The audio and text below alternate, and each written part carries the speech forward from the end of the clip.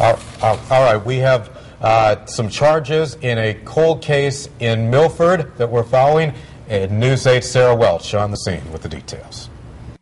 This afternoon, Milford police announce a big break in the case of a murder investigation that goes back 10 years. 50-year-old Luis Rodriguez is facing murder and felony murder charges, accused in the beating strangulation death of Kelsey Monahan. On May 25, 2001, at their beachfront apartment along Shorefront, the then 28-year-old pregnant woman was found by her husband, her feet and wrists bound with rope, which was also tied around her neck. As I've said before, this case has been ongoing and a very active investigation since that date in 2001.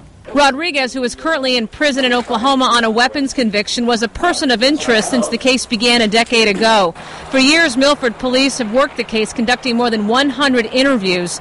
2 years ago, they teamed up with the cold case unit of the Chief State's Attorney's Office and together began re-dissecting the case. And based on those efforts, Deputy Chief State's Attorney Len Boyle and Assistant State's Attorney Charles Stango presented this case to a state grand jury. Police said the attack on Kelsey was not a random act. Police say on the day of the murder, the suspect, who had recently been released from prison, had gone to Monahan's apartment that day with the intent to burglarize and rob the place.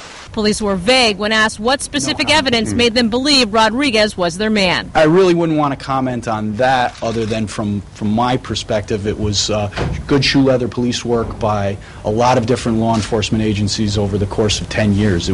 Rodriguez is being held in prison in Oklahoma. Prosecutors say they'll begin the extradition process to return him to Connecticut. On the scene in Milford, Sarah Welch, News 8.